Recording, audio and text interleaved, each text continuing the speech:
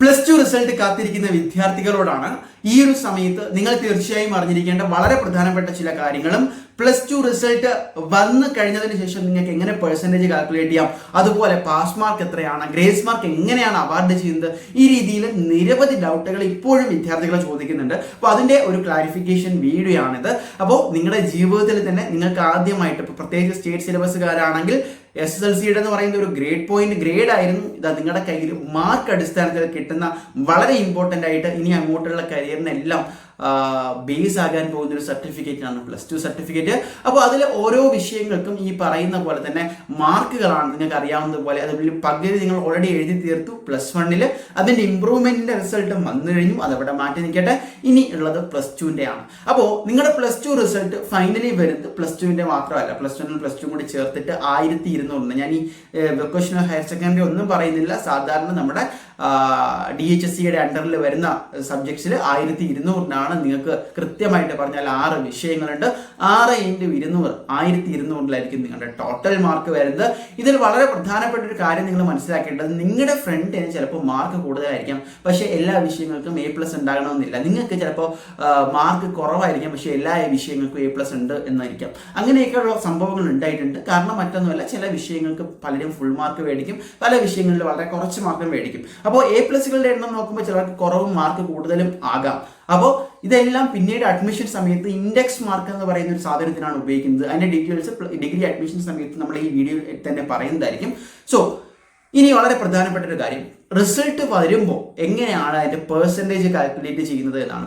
സിമ്പിളാണ്. ഓരോ വിഷയത്തിലും ടോട്ടൽ 200 അതിൽ എത്ര മാർക്ക് ടോട്ടലായിട്ട് കിട്ടി അതിനെയാണ് 100 കൊണ്ട് ചെയ്ത് മൾട്ടിപ്പിൾ ചെയ്ത് ഈ പറയുന്ന പോലെ പെർസെൻറ്റേജ് കാൽക്കുലേറ്റ് ചെയ്തിട്ടുണ്ട്. നിങ്ങളുടെ ടോട്ടൽ ആണ് എടുക്കുന്നതെങ്കിൽ ടോട്ടൽ 1200 എത്ര കിട്ടി എന്നുള്ളതാണ്. അതിനെ പെർസെൻറ്റേജിലേക്ക് കൺവേർട്ട് ചെയ്യുക.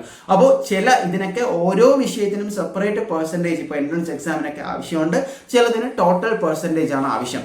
ഇനി ഇതിന്റെ പറയുന്ന പോലെ തന്നെ പാസ് മാർക്ക് നിങ്ങൾക്ക് അറിയാവുന്ന പോലെ തന്നെ +1 +2 ഉള്ളത് കൊണ്ട് ഡബിൾ വാല്യുവേഷൻ ഉള്ളതാണ്. അതുപോലെ തന്നെ ഡബിൾ പാസ് മാർക്ക് ചിലപ്പോൾ നിങ്ങൾക്ക് +1 തന്നെ കിട്ടിയിട്ടുണ്ടാകും.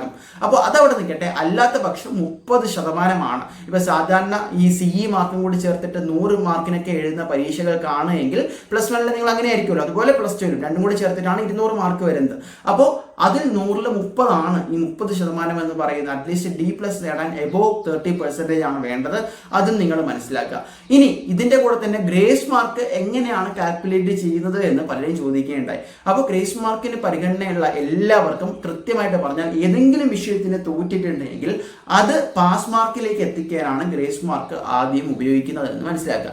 ഇനി എല്ലാ വിഷയങ്ങൾക്കും വിദ്യാർത്ഥി ജയിച്ചിട്ടുണ്ട് എങ്ങനെയെങ്കിൽ ഏറ്റവും കുറഞ്ഞ ഗ്രേഡുള്ള സബ്ജക്റ്റിന്റെ ഗ്രേഡ് അടുത്ത ഗ്രേഡിലേക്ക് അപ്ലിഫ്റ്റ് ചെയ്യാനാണ് ഗ്രേസ് മാർക്കുകൾ ഉപയോഗിക്കുന്നത്. ഇനി എല്ലാ വിഷയത്തിനും A+ ഉണ്ട് എങ്കിൽ തീർച്ചയായിട്ടും ഏറ്റവും കുറഞ്ഞ മാർക്ക് ഉള്ളതിന് എന്ത് ചെയ്യും, കൂടുതൽ മാർക്ക് മീൻസ് ഏറ്റവും കുറഞ്ഞതിനാണ് ഗ്രേസ് മാർക്ക് അവാർഡ് ചെയ്യുമ്പം കൂടുതൽ പരിഗണന കിട്ടുന്നത് എന്ന് നിങ്ങൾ മനസ്സിലാക്കുക.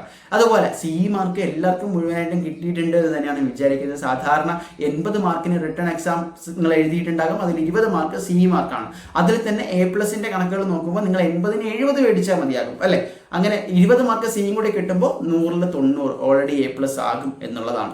അപ്പോൾ ഓരോ വിഷയത്തിനും ഇപ്പോൾ +2ന്റെ കാര്യം എടുത്തു കഴിഞ്ഞാൽ നിങ്ങൾക്ക് പ്രാക്ടിക്കൽ എക്സാം കൂടിയുണ്ട്. അപ്പോൾ പ്രാക്ടിക്കലി നിങ്ങൾക്ക് ഏകദേശം എത്ര മാർക്ക് കിട്ടും എന്നുള്ള ഒരു ധാരണ ഉണ്ട് എങ്കിൽ അതും കൂടി ചേർത്തിട്ടാണ് ഫിസിക്സ്, കെമിസ്ട്രി അതുപോലെ തന്നെ മറ്റ് വിഷയങ്ങളൊക്കെ വരുന്നത്. അപ്പോൾ അതിൻ്റെ ഒരു അഡ്വാൻറ്റേജ് കൂടി നിങ്ങൾക്കുണ്ട്.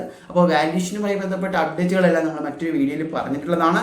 ഇത്തവണത്തെ റിസൾട്ട് കാത്തിരിക്കുന്ന വിദ്യാർത്ഥികൾക്ക് എന്തായാലും ഓൾ ദി ബെസ്റ്റ്. നിങ്ങൾക്ക് എന്തെങ്കിലും തരത്തിലുള്ള സംശയം ഉണ്ടെങ്കിൽ ഇപ്പോൾ തന്നെ കമന്റ് ചെയ്യാം. തുടർന്നും ഇനി അങ്ങോട്ടും അഡ്മിഷൻ റിലേറ്റഡ് ഒക്കെ സപ്പോർട്ടിനും വീഡിയോസും ഇൻഫർമേറ്റീവ് അപ്ഡേറ്റ്സും ആയിട്ട് ഞങ്ങൾ ഉണ്ടാകും. അപ്പോൾ എല്ലാവരും കൂളായിട്ടിരിക്കുക. ഡേറ്റുമായി ബന്ധപ്പെട്ട ക്ലാരിഫിക്കേഷനൊക്കെ നമ്മൾ കഴിഞ്ഞ വീഡിയോയിൽ പറഞ്ഞതാണ്. ഇനിയും അതിൽ എന്തെങ്കിലും ചേഞ്ചുകൾ ഉണ്ട് എങ്കിൽ വീഡിയോകളുമായിട്ട് വരുന്നതാണ്. സോ